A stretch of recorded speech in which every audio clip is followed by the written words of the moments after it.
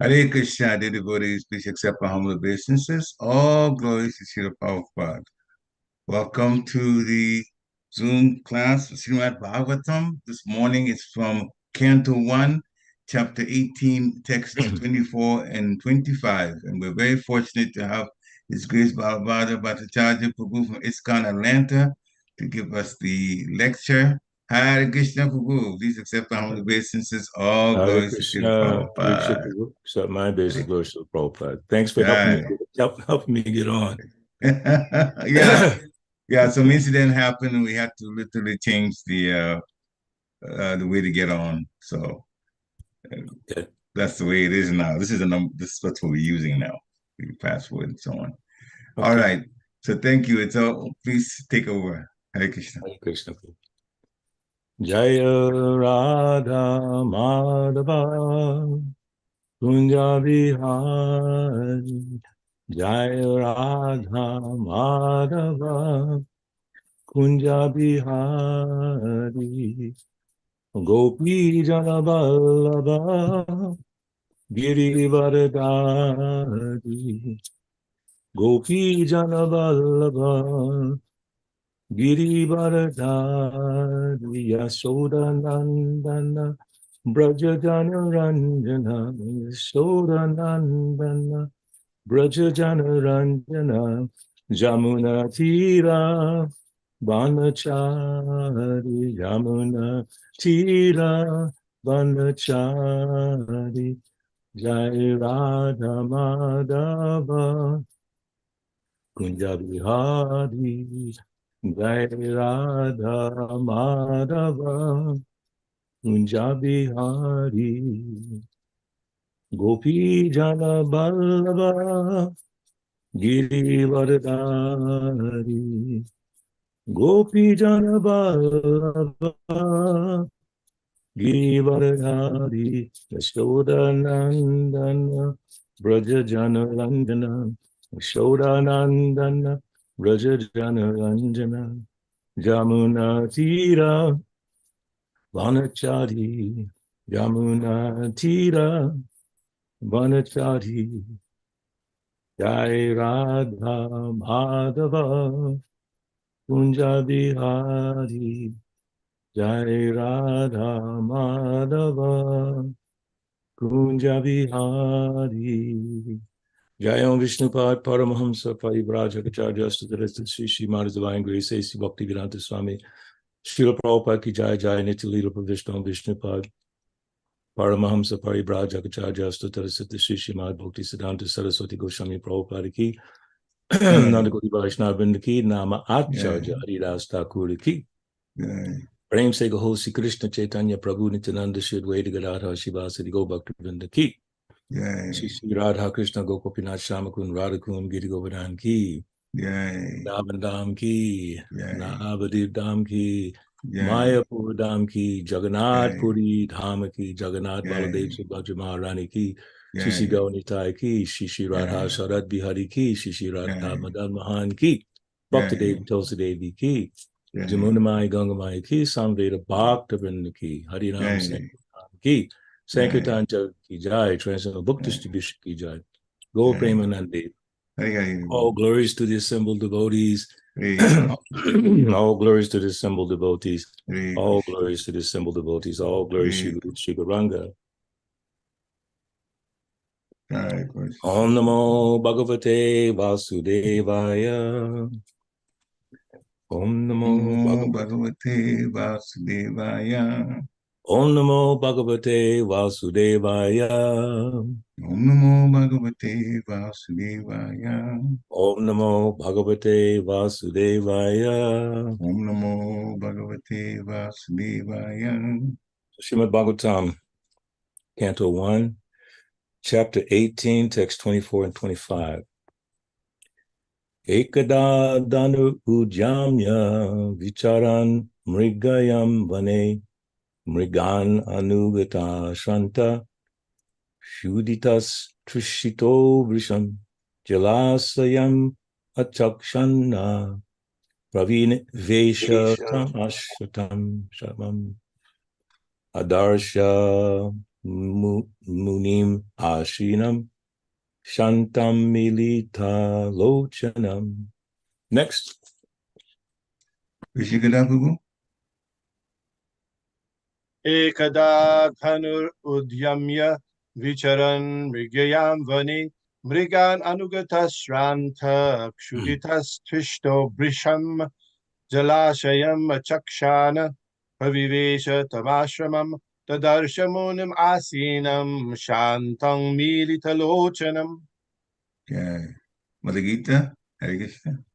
Ekada tanur vicharan mrigayam vane mrigan anugataha shrantaha shuditas prisham jalashayam achakshanaha pravivesha tam ashram dadarsha munim asinam shantam militalochanam. Ekada danu udamya vicharan migayam vane mrigananugata shanta churitas trishito brisham jalashayam achakshana vaviveshatam ashramam dadasha mudivasinam shantam milita lochanam. Hare Krishna.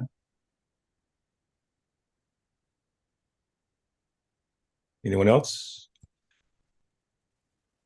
Word for word. Ekada, once upon a time. Danu, arrows and bow.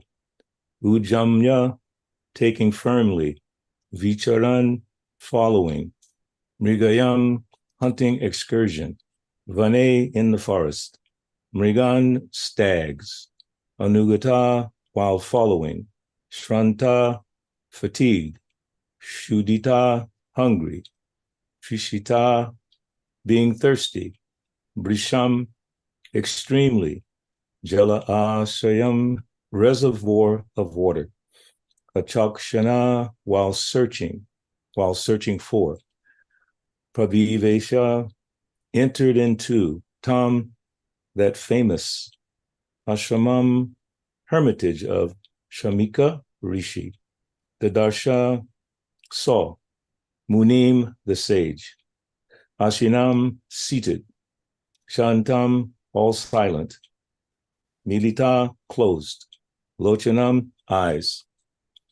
Translation purport by His Divine Grace A.C. Bhaktivedanta Swami Srila Prabhupada. Once upon a time, Maharaj Parikshit, while engaged in hunting in the forest with bow and arrows, became extremely fatigued, hungry, and thirsty while following the stags. While searching for a reservoir of water, he entered the hermitage of the well-known Shamika Rishi and saw the sage sitting silently with closed eyes. Purport. Supreme Lord is so kind to his pure devotees that in proper time he calls such devotees up to him and thus creates an auspicious circumstance for the devotee. Maharaj Parikshit was a pure devotee of the Lord, and there was no reason for him to become extremely fatigued, hungry, and thirsty, because a devotee of the Lord never becomes perturbed by such bodily demands. But by the desire of the Lord, even such a devotee can become apparently fatigued and thirsty, just to create a situation favorable for his renunciation of worldly activities. One has to give up all attachment for worldly relations before one is able to go back to Godhead. And thus, when a devotee is too much absorbed in worldly affairs, the Lord creates a situation to cause indifference. The Supreme Lord never forgives his pure devotee, even though he may be engaged in so-called worldly affairs. Sometimes he creates an awkward situation, and the devotee becomes obliged to renounce all worldly affairs. The devotee can understand by the signal of the Lord, but others take it to be unfavorable and frustrating. Maharaj Parikshit was to become the medium for the revelation of Srimad Bhagavatam by Lord Shri Krishna, as his grandfather Arjun was the medium for the Bhagavad Gita. Had Arjun not been taken up with an illusion of family affection by the will of the Lord, the Bhagavad Gita would not have been spoken by the Lord himself for the good of all concerned. Similarly, had Maharaj Parikshit not been fatigued, hungry, and thirsty at this time, Srimad Bhagavatam would not have been spoken by Srila Shukadeva Goswami, the prime authority of Srimad Bhagavatam.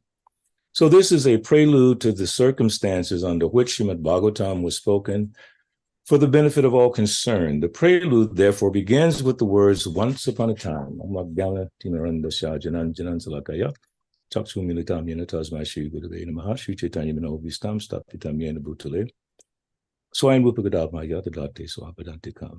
Jai Shri Krishna Chaitanya Prabhu Nityananda, Shri Advaita Gadadhar Shivasati Gaur Bhaktavinda.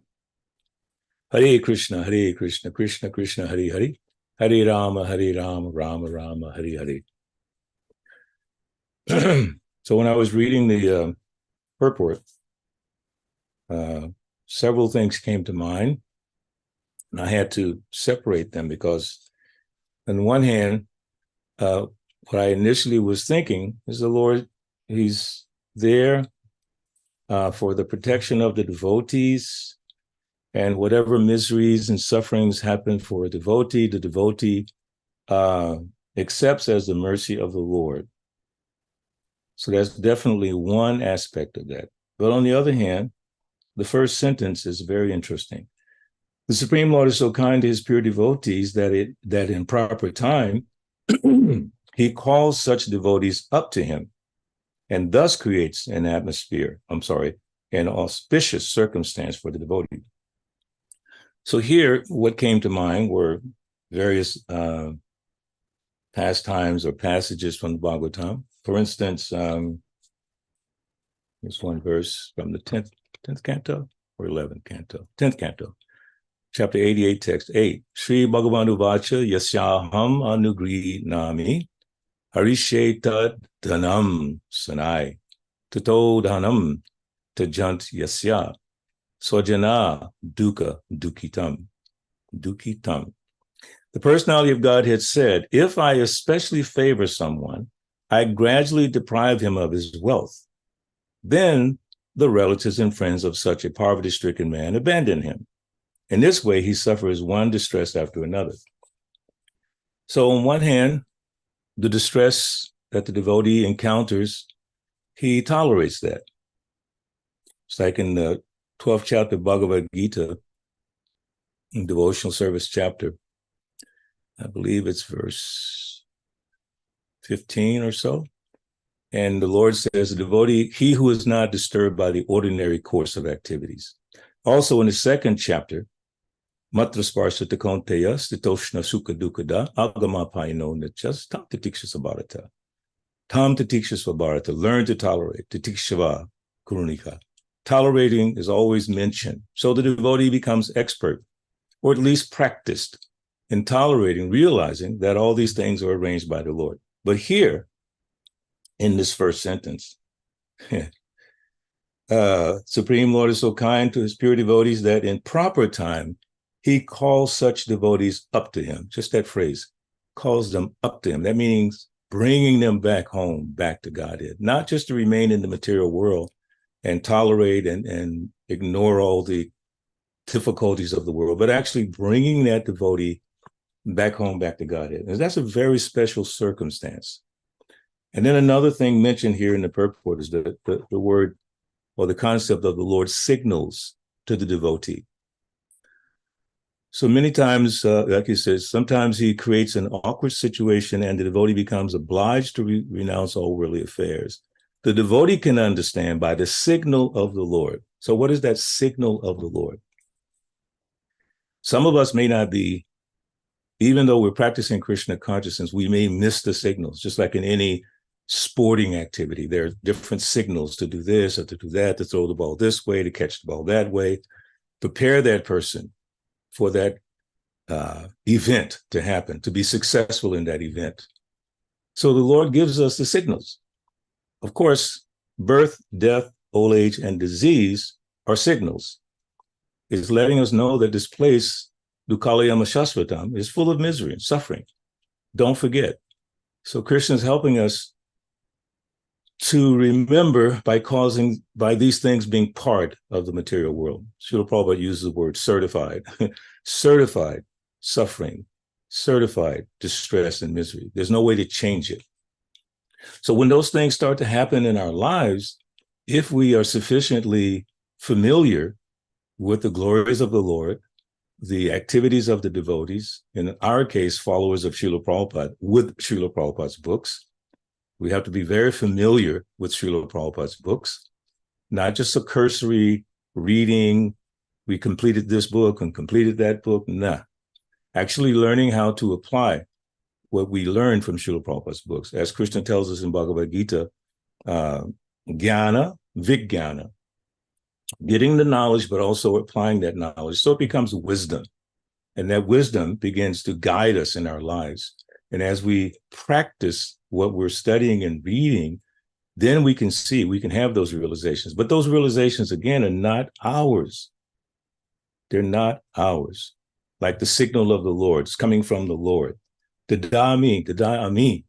Krishna gives us the understanding by which we can come to him. So when all these things are happening, by developed Krishna conscious intelligence, we attach them to Krishna. We say, this is Krishna's mercy. Now, sometimes we do things that are foolish. And we say, oh, Krishna's mercy. But it's actually sometimes our foolishness. But the devotee who's expert, practiced in relating things to Krishna can see the difference. He can distinguish what are those signals from the Lord, and what are those things which are just Maya, or sort of mental understanding of life. Again, that requires deep study. As Srila Prabhupada so expertly says in the beginning of the Bhagavad Gita, first chapter, first verse, first purport, one should study Bhagavad Gita scrutinizingly.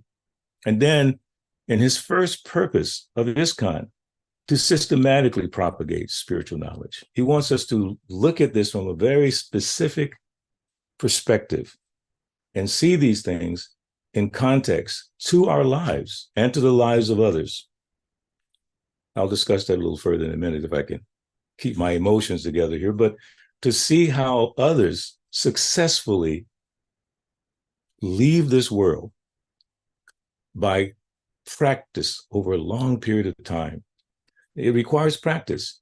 Srila Prabhupada says, he quotes, I think he says a Bengali statement or verse, Bhajan kara, sadhana kara, murti or murti janle hoy. Loosely translated means whatever bhajan kara, whatever bhajan you do, sadhana, whatever sadhana you do, will be tested at the time of death. Absolutely. And to be fortunate enough to see devotees at the time of death remaining fixed in their commitment to Srila Prabhupada, sometimes even more so than Krishna, because we don't know Krishna that well. We can say we do, but we don't know him that well. But we do know Srila Prabhupada and Srila Prabhupada's followers. And we can see by their example how Krishna works with them. So on a broader scale, let's say Srila Prabhupada, for instance, toward the leading up to the time when he came to America, he was a businessman. In one place, Srila Prabhupada says, I think in a letter, he said he was traveling and making sales. So as a business owner, he had to generate income. So one time he's in Allahabad, another time he's here or there. Excuse me. So he was busy developing his business. And then when he met Srila Bhaktisiddhanta Saraswati Thakur, and it reignited the Krishna consciousness that his father had instilled with him. And we can say confidently that Prabhupada brought into this world with him. But his father trained him in many different things. Then he met Srila Bhaktisiddhanta Saraswati Thakur, and he was still involved in business. He was a young man. He had a family. When Srila Prabhupada gave the lecture in Atlanta on Srila Bhaktisiddhanta Saraswati Thakur's appearance day, he said, when I first met my Guru Maharaj, he asked me to surrender, but I was a young man, businessman, family man, and I didn't do it immediately. And Prabhupada said, but I should have done it immediately. I should have done it immediately. And then he said, but Maya is always there. He was referring to himself, but Maya is always there. The fact of the matter is Krishna had a plan for Srila Prabhupada. It was a systematic plan to bring him through all of that. And then at the end, Srila Prabhupada wrote one prayer, one bhajan in Vrindavan, which I don't remember completely. But he said, I'm sitting alone here in Vrindavan. Everything is gone. The verse I just read. If I especially favor someone, I gradually deprive him of his wealth. So Prabhupada lost everything, family, business. And then Prabhupada says in this bhajan prayer, and it's giving me a big laugh.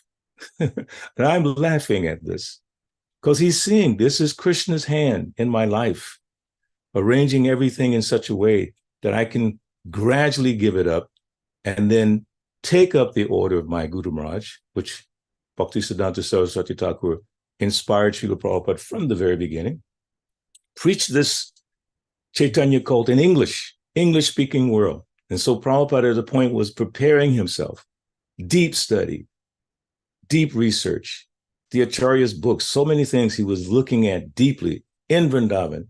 And he said, all these things are taken away from me, and it's giving me a laugh. Because he understood that Krishna had a plan. Krishna was moving things along. And Srila Prabhupada, being the expert practice devotee, could read the signals. You know, you've heard this phrase, mixed signals. Like sometimes you don't know, should I do this or should I do that?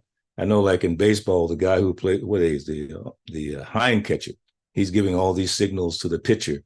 And then the pitcher saying, no, not that one. No, not now. Okay, that one. So the pure devotee knows how to read the signals.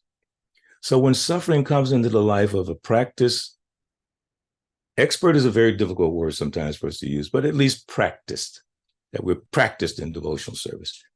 Such a devotee can read the signals coming from the Lord, and they can prepare themselves for the eventuality of leaving the body or changing the position in life, whatever it might be. So the expert devotee, practiced devotee, can read those signals. How can he read those signals? By being familiar with Shastra. Absolutely, by being familiar with Shastra and the words of the Acharyas, but in our case, especially the words of Srila Prabhupada. A lot of devotees are very interested in the Acharyas, and a lot of times they'll give a class and say, the Acharyas say this, or the Acharya says that. Sometimes not giving the reference to where the Acharya said it, but just the Acharya says this, the Acharya says that. Interesting. Sure. But like Srila Prabhupada, he would say, Srila Baladev Vidyabhushan in such a place says this. Now, for me, in a simple way, the simplest position for me to assume is that wherever Srila Prabhupada quoted the Acharyas, I can safely quote that. Because sometimes the Acharyas don't always agree on a particular subject. Prabhupada mentions that in some purpose. One Acharya says this, another Acharya says that, but the conclusion is this. So I look for the conclusion given by Srila Prabhupada about what the acharyas say. I don't feel confident or competent to take the words of the acharyas and give my interpretation. Because that's all it is. It becomes whatever the acharya is saying, whatever their purports are, I read them just like I'm giving this class today, trying to stay close to Srila Prabhupada. Then I start explaining what the acharyas meant. Or I can see where Srila Prabhupada refers to the acharyas and see what he says about what is the conclusion. So in that way, my focus can remain straight and fixed.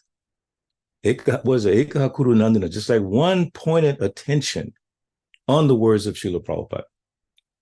Then my intelligence becomes stronger, and then I can read the signals coming from Krishna because Srila Prabhupada has given us insight what those signals are. So as we progress in life, we can be assured, because at the time of death, as Srila Prabhupada says, bhajan kara, sadhana kara, whatever bhajan you perform, whatever it is, whatever songs you sing, whatever sadhana you take up, like we have a very simple system that Prabhupada gave us for sadhana, 16 rounds, rise early in the morning, worship the deities if you so have them in your home, or at least a picture of the deities. Read these books every day. And we're so fortunate in the case of Srila Prabhupada that all these recorded lectures of Srila Prabhupada, oh my God. Can you imagine the Christians if they had one recording of Jesus? Just one. Just one. They don't have nothing. Just the words that have been presented by different persons. And then how they divide that up and how they try to explain it. They have nothing. Muhammad, no recording.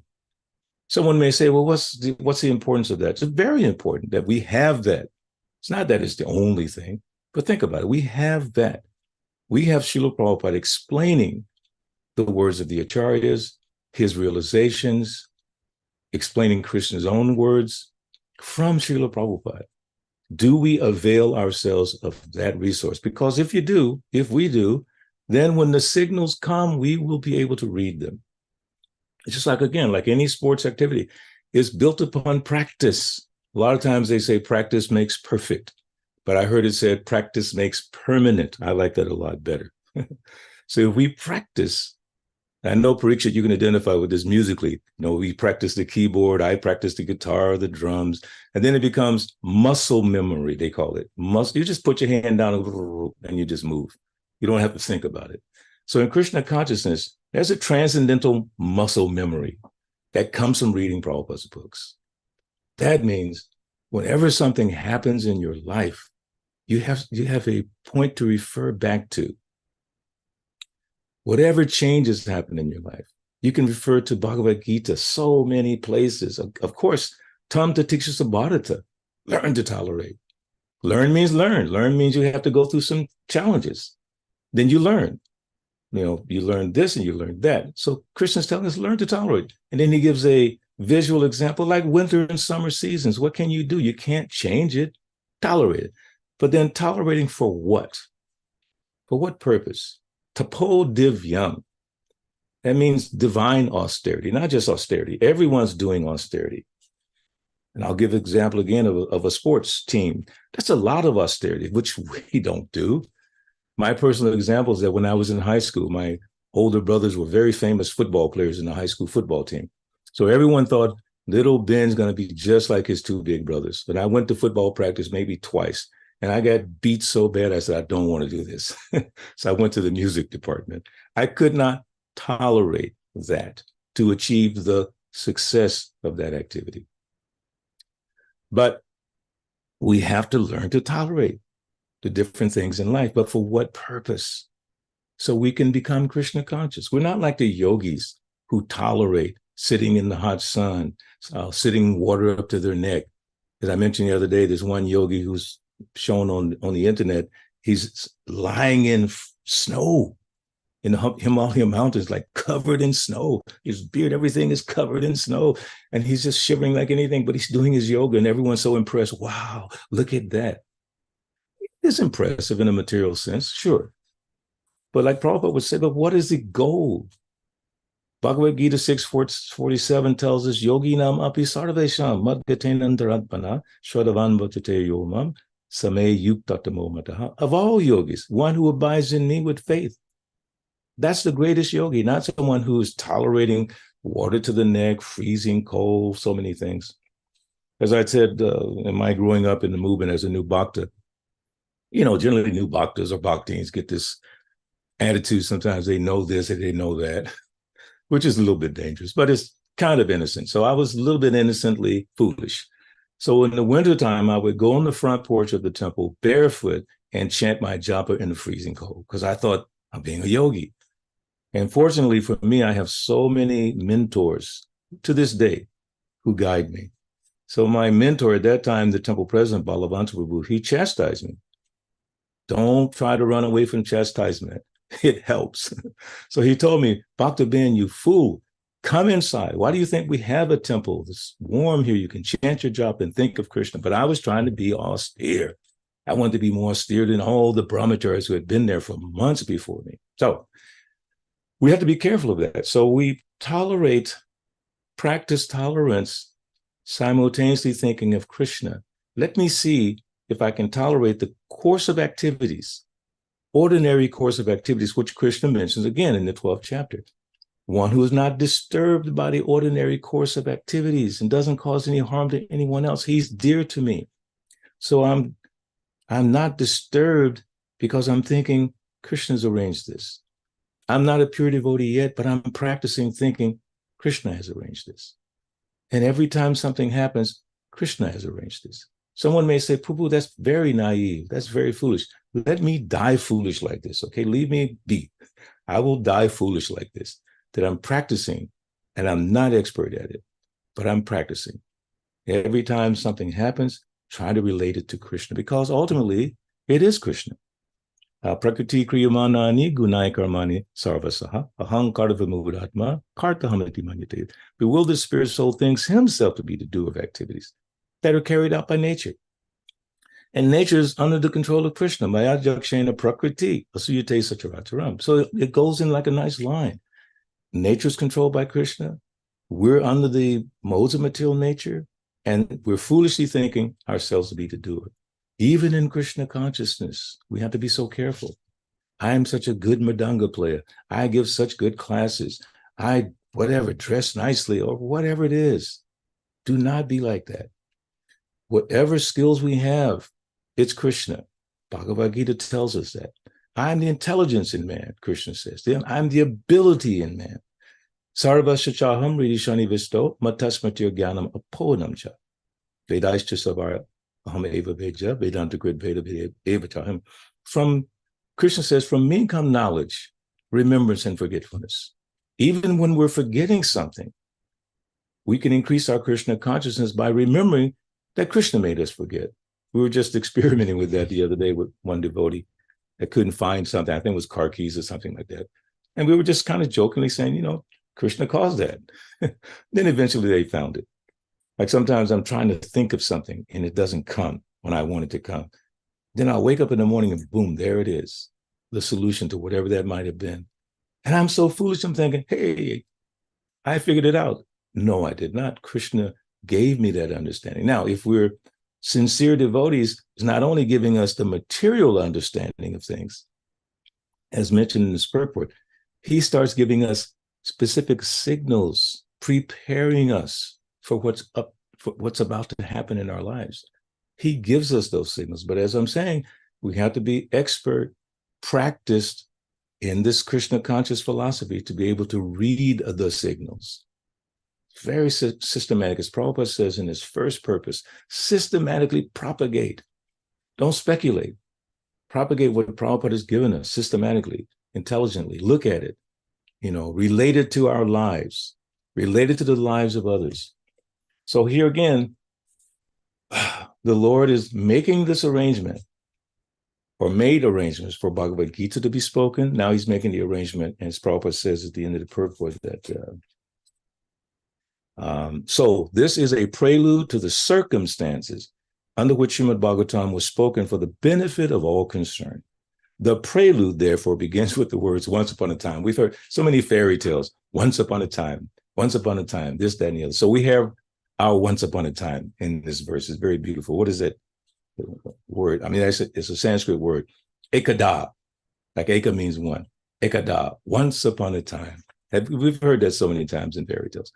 So the circumstances under which the Bhagavatam and the Bhagavad Gita will be spoken were arranged by the Lord. So in our lives, the Lord he's revealing things to us. As we become more and more purified, we can read the signals, and then we can be prepared for the eventual leaving of this body. So at the time of death, yam yam vapi smaram bhavam, the janti hikalevra, whatever we're thinking at the time of death, that we'll get. But we're so fortunate, and this has been confirmed by Srila Prabhupada. We're so fortunate that even if at the time of death, as Srila Prabhupada says, whole bodily situation changes. I mean, I just recently went through two of my godbrothers passing, and specifically the one godbrother, I was there before he passed, within like 1 hour, right before he passed, and just observing what was happening. And Mother Gita, she also came there. She saw this devotee. So seeing that this devotee who had dedicated his life to Srila Prabhupada in the worst of times, in the best of times, he was noted by Srila Prabhupada as simply wonderful, but just for being the first person to distribute over 200 big books in one day. Prabhupada noted that in a letter. Very special devotee, inspired so many people. But to see that person on the so-called deathbed or departure bed, all the way up to 1 hour when I left him, then I came back just a few minutes after he had passed, seeing his focus really just in Krishna consciousness, because there was nothing left, nothing but bones. As you know, when Srila Prabhupada passed away, at one point it was just bones. So this devotee was just bones. I mean, seriously, because I was rubbing his body, you can feel every part of his chest and everything. It was amazing. But his attitude toward devotees when they would come in his room was always joyful, always trying to give, always trying to reciprocate. And one quick story, which is very interesting. Again, like 1 hour before he passed, so a minister came in his room, because it was in a hospice place. So the minister came in the room. He said, I just want to check and see how Mr. Charles is doing. And I asked the minister, you want to pray? He was like, yeah, I'd love to. So we all joined hands, and he gave a beautiful prayer in support of Charadesha. But right in the middle of the prayer, Charadesha is lying there. Again, practically bones. Everyone's thinking he's basically unconscious. But when the prayer started, he raised his hand like that. And I grabbed his hand because he wanted to be in that prayer circle. It was beautiful, actually very nice to see that his consciousness was there. So Prabhupada lets us know that even if you have difficulties at the time of death, the temperature goes up, the temperature goes down, and mucus in the voice, and gug, gug, gug, whatever sounds come out. Actually, we never heard that from Charadesha, never made any kind of discomforting sound. It's like Krishna will come to you at that time if you've been practicing throughout your life, bhajan kara, sadhana kara. You've been practicing, you've been sincere in chanting your japa, even though we struggle with japa. We all struggle with japa, but we keep trying to improve it. At least we should. They have a statement in business. They say, what a businessman should say every day is, how can I improve upon that which I'm already doing?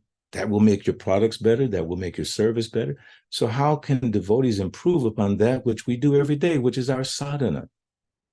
Don't just take it for granted how important sadhana is. So important, because sadhana means focus on Krishna, not on yourself, not on others, not even on family, focusing on Krishna. We're given that opportunity through japa, through reading Prabhupada's books, through hearing these amazing lectures from Srila Prabhupada especially, and by this type of association we have here. Focus. That focus will translate into being able to read Krishna's signals and to be prepared.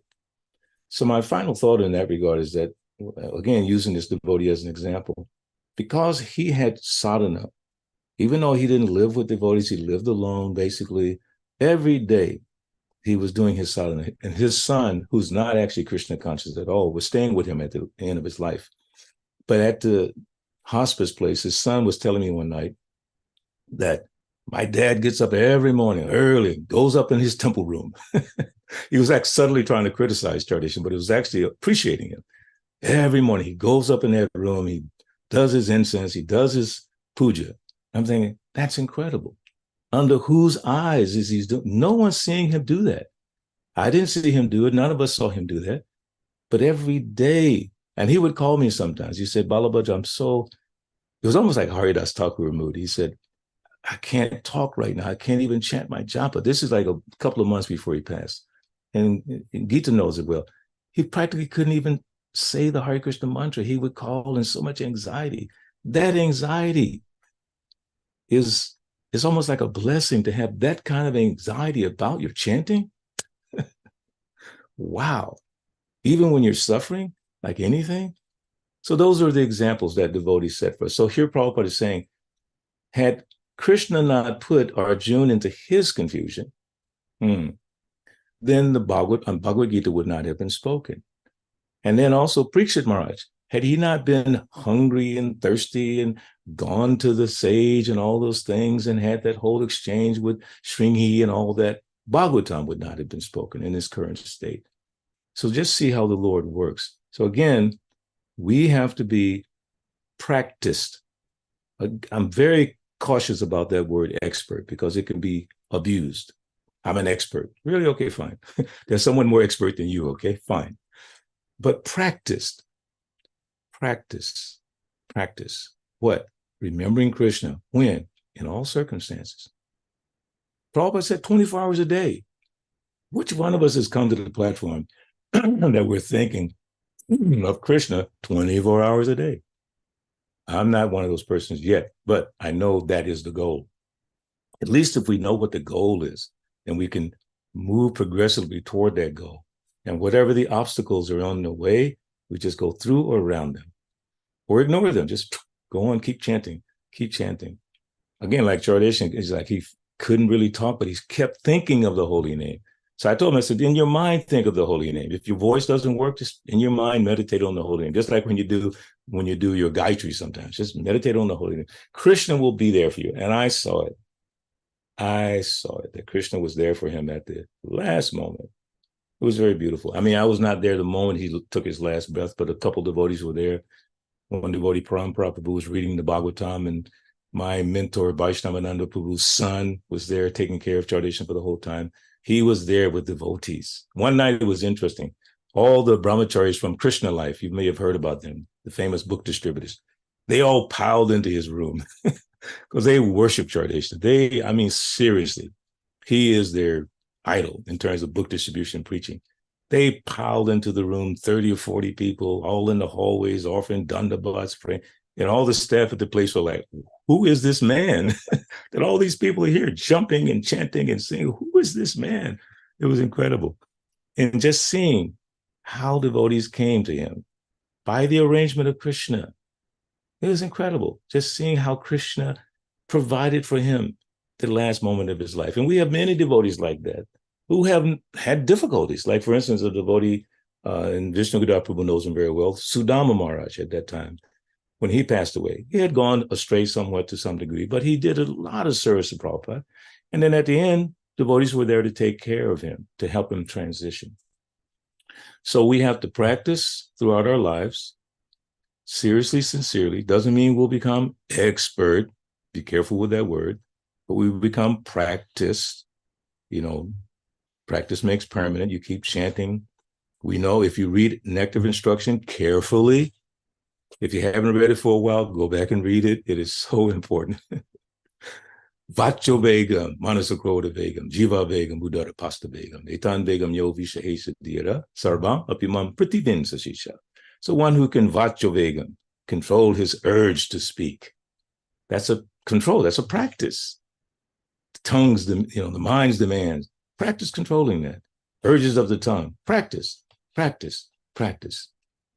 Then if you're so practiced, Sarvamapimam Pritibim Sashisha, you can make disciples all over the world. Now, you may not become big guru, big Diksha guru, and all those kinds of things, but you can help people on the path of spiritual life. That is guru. Lord Chaitanya told that Brahmin who was in South India, you stay in your village and you go and preach Krishna consciousness. Yari deke tari karo Krishna upadesh. Give the Krishna knowledge to everyone. And that way you become guru. but it requires practice. So that's my main point here, is that because of the practice, the person can see the signals coming from the Lord and be prepared for whatever comes that person's way. So I'll stop there. Any comments or questions? Hare Krishna Prabhu, thank you very much for such a very inspiring lecture. Only So because much. Anasuya came. Yeah, she was moderating the Zoom class for Chandramali Prabhu, Swami. please forgive me. Please accept No, my no. humble obeisances always a Prabhupada. But when you called me, I had to moderate Chandramani Swami's class, and I couldn't take your call. I was answering Maharaj, and I had to shout and tell Friction, please call Balabhadra Prabhu back, because I'm so sorry, Prabhu. Please No, forgive Maharaj, me. no. Pariksha took care of it for me. It was wonderful. Thank Hare you. Krishna. You Hare Krishna devotees, please, so much to learn from this lecture. I'll listen to it again. There's so much that came directly, and others that came subtly, and others that were reminders of things that's happened in my own life. This so much was there. And not to waste any time. So devotees, please unmute yourself and make comments or talk about realizations or ask questions. His Grace Vishnu Prabhu, please go ahead. Hare Krishna Prabhu. Haribol. Haribol, Vishnu Prabhu, Hare Krishna. So in this pastime where things are auspicious for unauspicious circumstances created for Parikshit Maharaj. On the other side, you have Shamak Rishi's son, Shringi, who's going to curse Parikshit Maharaj. We'll find that. We'll read that. So I wondered your input on that side. Even though Parikshit Maharaj, it's not because of material karma that he got put in this situation. It's Krishna's particular arrangement. How about for the Shringi, the boy? Was he just being an instrument of Krishna and he was faultless, or does he have any culpability in this? So the reason I'm asking that is because sometimes, because if you take it that he was influenced by Maya, so Krishna also works with Maya. It's Krishna's Maya. Yes. It can be. So what do you say about that?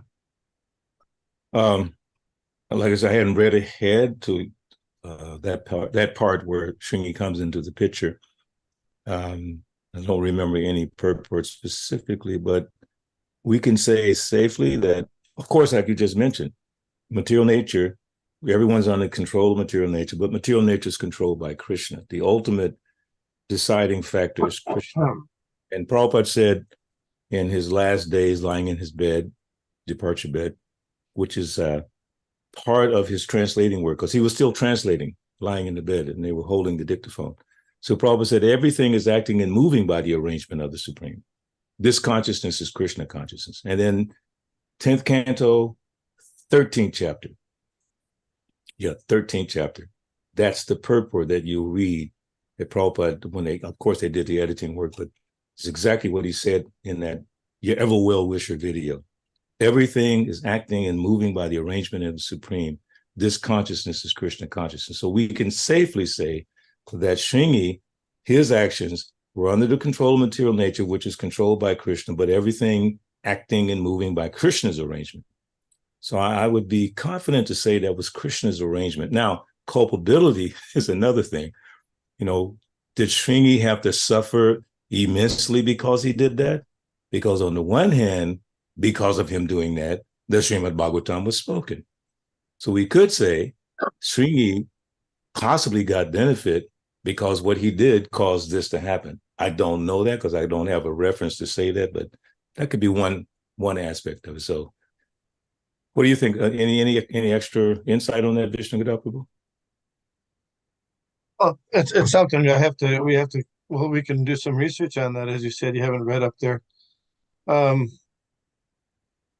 Prabhupada comments in the purports there that Shringi was the epitome of the Kali Yuga Brahmin, isn't it? That he became puffed up and tried to use his Brahminical power to punish Parikshit Maharaj, who was faultless. I mean, his fault was at best minor.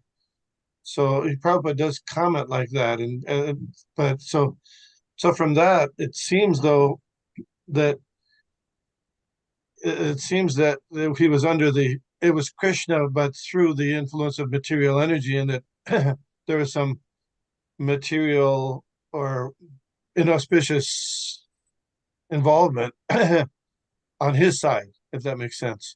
No, it does. It does. So then the question is, in our lives, sometimes things might happen that seem to be coming from an inauspicious place, and they still might be inauspicious from on the other person's side, but we can take it, or we can take it as Krishna's arrangement for us. Does that make sense? Prabhu, I mean, you're so much on point. I love that because, we all go through different things. And we try to say, well, it's that person's fault. This happened to me because of that, because of this, because of that. Instead of saying it was Krishna's arrangement through that person. And I have another personal example from my mentor, Balabhadra Prabhu. I quote him so much because he taught me so much, even to this very day. So I had problems with this one devotee in Atlanta. We're God brothers. But this boy was really agitating me. You know what he would do? He took all the flower garlands from the day and the week, and he put them in a black garbage bag. He'd stick it over his head and chant japa. I said, this guy is a nut. He's crazy, blah, blah, blah, blah. And I'd take the black bag and throw it out the window from the upstairs Brahmacharya ashram. He'd run downstairs and pick it up and put it back on his head. I couldn't take it anymore. One time I took him on Sankirtan. He said, today, whoever I meet will melt. How am I going to deal with this guy? So I went to the temple president.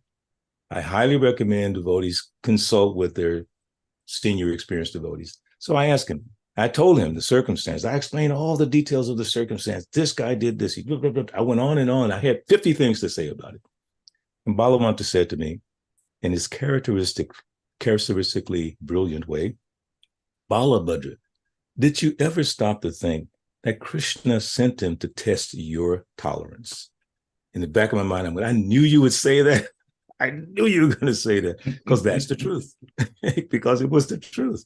So I've seen that where through someone who we consider to be causing us so much trouble, that person is actually helping us to focus on Krishna. Draupadi, I had written down about Draupadi in another context, but Draupadi being, the attempt to disrobe her and her attempt to try to protect herself and then realizing, hey, Govinda, I cannot do this. I just leave it to the Lord. That is so beautiful. So all these things that happen in our lives are opportunities to remember Krishna. Tamtatiksa Bharata, for what purpose? To remember Krishna. So when the things happen inauspicious, it actually becomes auspicious if we use that opportunity, that circumstance, that difficult situation to remember Krishna. Queen Kunti, who also wrote down in this context, let the sufferings happen again and again by, what is the verse? I know Bishop knows that verse, but I don't have such a good memory. What is that? Yes, that's the one. Yes. And then what does that mean? That means that the sufferings have come, let them happen again and again, because by suffering, I'm forced to remember you. And by remembering you, I no longer have to see birth and death. So my point, my point, my question here is, and you're addressing it to certainly, but so all those sufferings that Mother Kunti and the Pandavas, burning the house of Lak, so that made her remember Krishna. Okay, so then the person who burned the house of Lak doesn't get any, or the circumstance leading to that, they don't get any bad reaction because it helped her remember Krishna. Is that the way it is? Or when Vidura was beaten by Duryodhana chased out of the house, but he went on pilgrimage and he heard from Maitreya Muni, So does that mean Duryodhan, because it was, beneficial, he used it in a beneficial way, that he didn't get any bad reaction for that? I'm just saying, because No, that's good. Okay. Well, just like Haridas Thakur, those people who beat him, what was their reaction? Or anything that happened like that to a devotee. So I get your point exactly. But I just don't have a reference to what happened to those persons, positive or negative, because their actions cause something positive in the end, like Arjuna speaking Bhagavad Gita, Maya affecting him, or Haridas Thakur, or Nityananda getting hit on the head. Now that's a different one. But Nityananda's hit on the head, Jagai Madai pastime, and in the end they become great devotees, Jagai Madai, or Chankazi. And I just heard that pastime recently. So the reaction, because we know the pastime of the aftermath of whatever offense they committed, breaking the Mridanga drum, that's a big deal. When we did the drama of Chankazi for Prabhupada, and I had to play the Mridanga, and the devotee played Kazi, took the drum, a real Mridanga. It was actually broken but patched up, and broke it in front of Prabhupada during the play. Prabhupada almost jumped out his Vyasa. He was like, what? But it was so real. So Kazi became recognized. Jagai Madai became recognized. But I don't know if in every I don't know what happened with Shringi. It may be in further readings. I just don't know right off. So I take your point very clearly, Vishnu. What were the consequences for those persons who committed those actions against the devotee? Yeah. Go ahead. Yeah.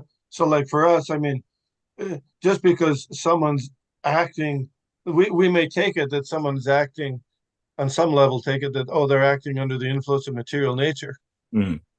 Still, and they might get their whatever, some reaction. Still, it's still Krishna. Ultimately, yeah. Yeah. So that's the great benefit for us of being practiced in the philosophy, in the devotional service, that we can see that. So everyone's getting the benefit of Shringi's action, but what benefit does Shringi get? I don't know. That's an interesting. You could take it that, well, Dushashan tried to disrobe Draupadi, so she raised her hands and appealed to Krishna. So then Dushasana was a good guy. He did that, right? You could see it like that. But Draupadi didn't see that. In fact, all the Kauravas were killed because of that. Of course, they were killed on the Battle of Kurukshetra, so, it goes on and on. Yeah. Hare Krishna. Thank you for such a lively discussion. Yeah. If you don't mind, Prabhu, there's one question on the chat now from Dear Krishna Prabhu, so I'd read it. Hare Krishna Prabhuji, please accept my humble obeisances. All glories to Srila Prabhupada. Thank you for such a wonderful class. Question: how to be sure if it's Krishna testing us through uncomfortable people and circumstances, or is it that person? Or should we always think it's Krishna and just accept the person and situation as it is? So obviously we haven't left this topic. Please go ahead. It's a great topic. I want to second that question too, by the way. Okay. Well, there's many levels. I'll just throw one aspect, and I'm sure other comments may come, that just try to learn the truth by approaching a spiritual master, inquire submissively from him, render service, a self-realized soul can impart knowledge unto you because you've seen the truth. So you can expand that a little bit because, like in your case, your spiritual master has left the physical mortal world. So you can't call him up and like you used to and ask him like you used to. Or in our case, like myself, Vishnu Gada, Srila Prabhupada has physically left the world. And of course, we have his books, we have his recordings, we have so many things. But we also have more experienced devotees. So as I told you, that little pastime, that little activity between me and this god brother of mine, I couldn't go to Prabhupada. I went to my senior devotee that I trusted. And how did I trust him? It had been a couple of years of working under that person and seeing that person and knowing that what he said had value. So I went to him and asked what he thought. And he gave me the realization from his experience, which was like 5 or 6 years more than mine in practicing. And he told me, Did you ever stop to think that Krishna put that person there to test your tolerance? Wow, eureka. So I say to devotees all the time, if you're not sure, if you're not absolutely 100% sure, then you should consult. Even if you're sure, still helps. Like Vishnu Prabhu and myself, Mother Gita and myself, we talk all the time back and forth, asking each other questions, clarifying different things. Like sometimes before a lecture, I might call Vishnu Gadar, or he might call me, or Gita might call me, I'll call her, because we want to get in there and just get deep into this thing. That's what the whole point of Krishna consciousness is about. Don't be an island to yourself. So if you're not sure that this circumstance happened to me, I'm not seeing it, let me consult with someone to help me see it better. That helped me in so many circumstances, not just that one, with Balabhadra, many different circumstances. Like with your spiritual master, Anasuya and Parikshit, Bhakti Tirthamani, I was thinking about getting involved in preaching to the UFO community, because I saw how it could be done. I really could see it. They're talking about extraterrestrials. Those are demigods. They are extraterrestrial, but these people don't understand that. So I was seeing it in a bigger picture, easy journey to other planets. But I didn't move on it until I talked to Bhakti Tirtha Swami, Hridayananda Goswami, Sasrup Maharaj. I think those were the main three. I told him what I was thinking, what I was trying to do. And Bhakti Tirtha Maharaj really could catch it. He really understood it. He said, yeah, like this, like that. You know? So then I proceeded. I arranged a lecture for Sadhaputta to come and speak to that group, and they loved it because he talked about the Bhagavatam and all the demigods. And I realized, yes, that was a good investment. But I'm telling you, be careful. If you're not 100% sure, right, always consult with more experienced devotees. And how do you know whether they're more experienced? Because they're following, they're chanting, they're engaged in devotional service, especially when you're not able to speak directly to your spiritual master. I never had the opportunity, not even once, to speak to Prabhupada, not even one time to ask him a question. But I don't feel like I missed, in a sense. I mean, I wish I could have, but he inspired so many devotees that I love and trust that I have all kinds of consultants I can reach out to. It's wonderful. So I think it was Dear Krishna asked that question, and also Anasui mentioned it. Mm-hmm. So it's very important to always see things in Krishna, in the perspective of Krishna consciousness. But in another sense, be intelligent. You don't have to. You sometimes have to avoid circumstances that may be difficult, because that's also explained. Accepting those things favorable, rejecting those things unfavorable. But you have to be practiced. You have to be practiced in this whole Krishna conscious system, systematic system, to know which is which. Intelligence, the ability to discriminate, not just mental, just everything this way. No, in discrimination, that discrimination comes from practice and hearing. So I hope that helped a little bit. Anyone else would like to elaborate a little bit more? Because it's an important question. Because I think, Prabhu, sometimes, when, and I really like the point that you mentioned towards the end, favorable and unfavorable, because sometimes when we don't use our intelligence, as you mentioned, and we just see everything as Krishna, which everything is Krishna, but at the same time, when it's unfavorable, it can really affect our personal Krishna consciousness. Mm-hmm. It can really drag us down, and it can, and we just get so caught up in it, and we just fly off the handle and all that stuff. So yeah, I think the point of seeing it, is it favorable or unfavorable? I think this is the key point for me in trying to draw that line. Yeah, even in associating with devotees, because again, I'm highly encouraging everyone, if you haven't read it recently, go back and read Nectar of Instruction, because it tells you exactly how to do that. What we're just discussing, which devotees to associate with, which ones not to associate with, how to see the devotees, all that's mentioned by Rupa Goswami and elaborated by Srila Prabhupada so beautifully. So if we just practice what's there, then we make progress. We make progress if we just practice what's already there. We don't need to create anything new.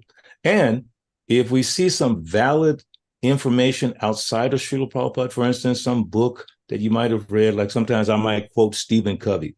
Okay, Stephen Covey says, begin with the end in mind. That means when I'm getting ready to have a meeting with someone, I pray for the result that I would like that meeting to produce.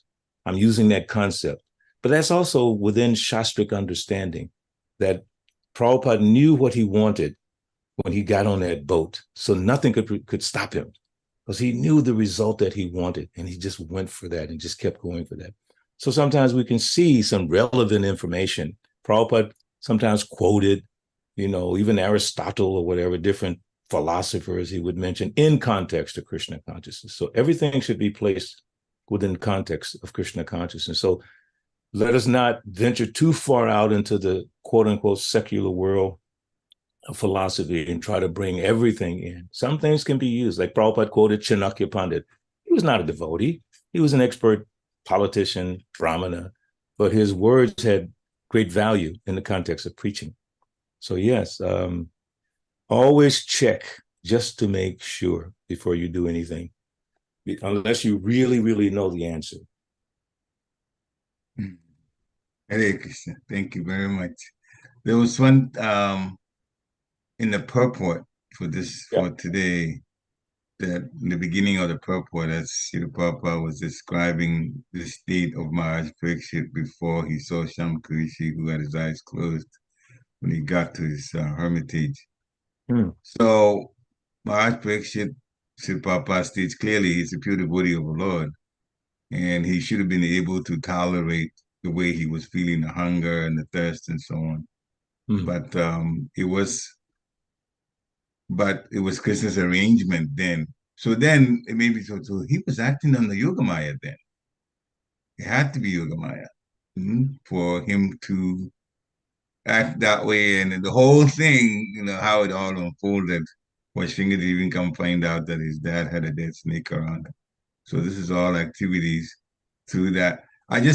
The point I'm making is the way Srila Prabhupada put it in this purport, it made it very crystal clear to me, because he's referred more to how Maharaj Pariksit was feeling. He was feeling hungry, he was feeling thirsty, and then he came, and then he says, but this is all based on, a pure devotee that could have tolerated, but didn't, because Krishna wanted, the ultimate thing of Sukadeva Goswami speaking to Maharaj Pariksit by Srimad Bhagavatam to occur. So I really appreciated this time. It came across to me more strongly than it ever has in this particular purport, the way he described it. Hare Krishna. This is all wonderful. Yeah, really from Once upon a time. Yeah, everything is Krishna based. Yeah. Hare Krishna. Anyone else with comments, questions, takeaways before we end this wonderful lecture? Okay, not hearing anything. So thank you, Prabhu, Thank for you. coming on to give us such a very nice lecture. And it inspires so much discussion, and that makes it even better. So, dear devotees, please have a wonderful day, and let's all thank Balabhadra Prabhu and Vishnu Prabhu for adding so much to it. And those of us that listen, we've also benefited tremendously from it.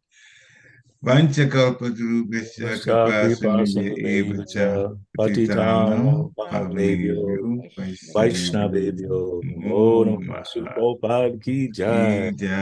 ISKCON Harrisburg ki jai. Thank you so much, Prabhu. We are still waiting for you to come, Prabhu. Hare Krishna. Quick announcement. Today is Tuesday. It's Giving Tuesday. And when you go on, this is for Harrisburg people. Those who are on you can go to our WhatsApp, and the link is there.